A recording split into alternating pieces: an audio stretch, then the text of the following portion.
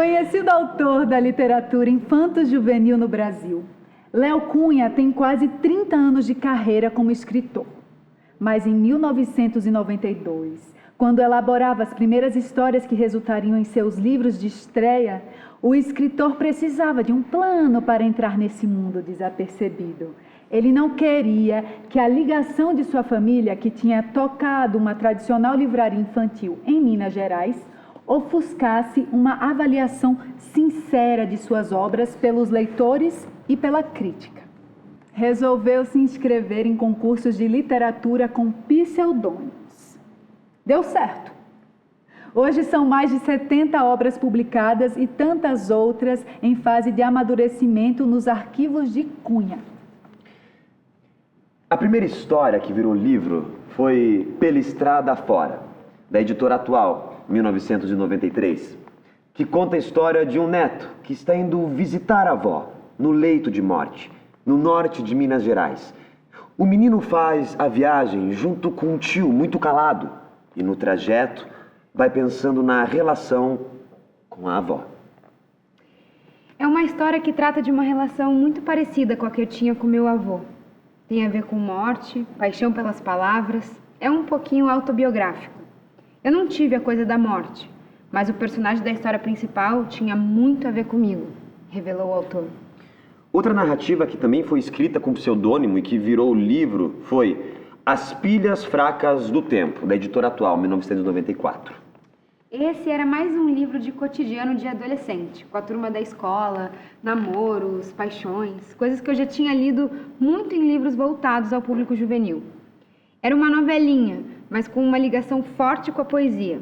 Um dos personagens escrevia poemas para quem ele era apaixonado, relembrou.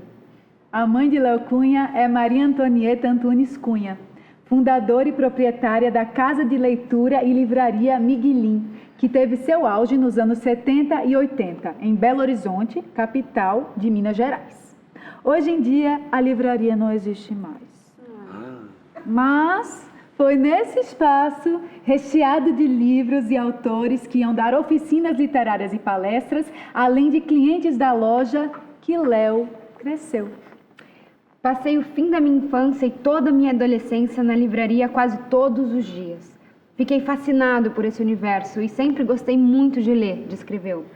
O gosto pela leitura foi levado em consideração na hora de escolher o que estudar na universidade e acabou optando pelo jornalismo e pela publicidade e propaganda. As formações, inclusive, foram cursadas simultaneamente na Pontifícia Universidade Católica de Minas Gerais, a PUC de Minas Gerais. Quando eu comecei a escrever na faculdade, no fim dos anos 1980, tive professores que me estimularam a escrever crônicas e peças de teatro. Como a literatura infantil e juvenil é uma área que sempre curti muito e da qual conhecia muita gente e quase toda a produção, foi um caminho natural eu dedicar energia nisso, completou.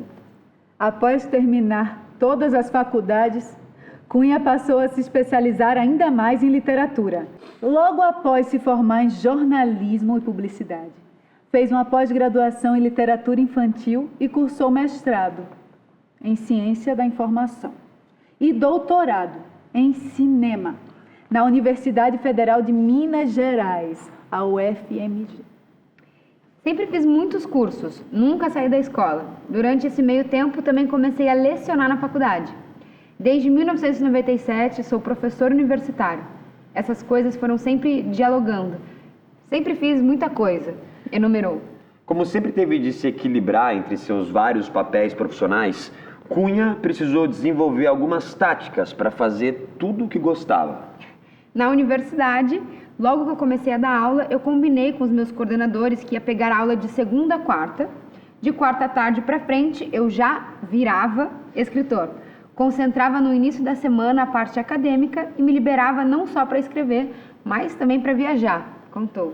Cunha sempre teve uma agenda cheia de eventos de escolas, livrarias, feiras, entre outros. Ele chegou a contar, em um ano, 20 viagens como escritor. Eu me divido entre o Léo professor e o Léo autor, inclusive tendo dias da semana específicos para cada papel. Claro que um alimenta o outro. O contato com os jovens da faculdade acaba me dando muita compreensão do linguajar deles, dos assuntos do momento. Por outro lado, eu sempre dei aula na área de jornalismo cultural, cinema, sempre em áreas ligadas ao mesmo estudo, compartilhou. O escritor reflete que os livros que escreve são voltados ao público infantil e juvenil. Por isso, o volume de mais de 70 obras publicadas precisa ser analisado por outro prisma. Quem vê apenas o número pode se assustar. Só que é preciso pensar que são quase 30 anos e uma média de 2 ou 3 livros publicados por ano. Se fossem 70 romances, seria uma coisa assustadora, mas a maior parte da minha produção são livros mais curtos, histórias e contos para crianças. Alguns juvenis, mas não são muitos, não chegam a 20 desse total. Relativizou. Uma das coisas que o autor considera mais importante para quem quer escrever é praticar sempre, não apenas quando vem a inspiração. Durante 5 anos, ele desempenhou a função de cronista de jornal. Nessa fase, intensificou a sua capacidade de olhar o mundo de forma mais minuciosa. É um exercício de prestar atenção no noticiário ou nas coisas ao seu redor. Isso dá um traquejo também na hora de escrever ficção. Tanto que hoje em dia, mesmo tendo muito tempo que saí dos jornais, nas minhas redes sociais ainda tenho o hábito de quase toda semana publicar uma espécie de crônica, comparou. Além do cotidiano, outro aspecto crucial no repertório de um escritor, segundo Cunha, é a leitura.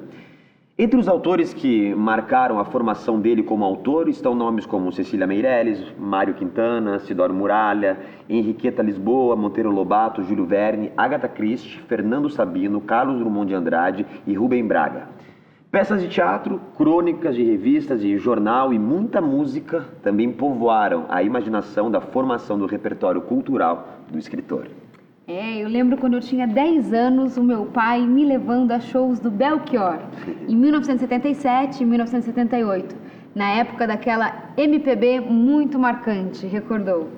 Léo Cunha nunca perdeu o gosto por devorar os livros, desde a época da livraria da mãe. Hoje em dia, ainda lê muita literatura infantil e mantém uma coluna sobre o tema no site Canguru News.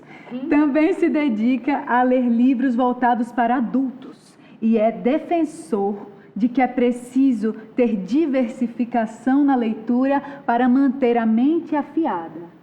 A literatura é a arte mais plural que existe. Fala de todos os assuntos, com os estilos mais variados. Sempre há um livro interessante à sua espera. Começou a ler e não gostou? Troca, pega outro, mas não deixe de entrar no mundo dos livros. Vai ter sempre alguma coisa que vai te encantar, seja pelo assunto, pelo personagem, estilo. O que eu posso dizer aos leitores é: frequentem bibliotecas, livrarias, explorem até encontrar o que na literatura lhe fascina, recomendou. E nesse processo, Cunha enfatiza que não é preciso se limitar às faixas etárias indicadas nas capas e orelhas dos livros. Acho que a boa literatura infantil, o adulto também pode curtir. Minhas crônicas de jornal, por exemplo, não têm definição de público. Se uma editora fizesse uma seleção, publicasse em livro e direcionasse a um público, elas passariam a ser voltadas a uma faixa etária determinada. Só que no meu caso, como escritor, eu quero fazer literatura para que o adulto curta também. Ou que a mesma pessoa, quando crescer, ao ler novamente, possa ter memórias e ver novos sentidos nas histórias, apontou.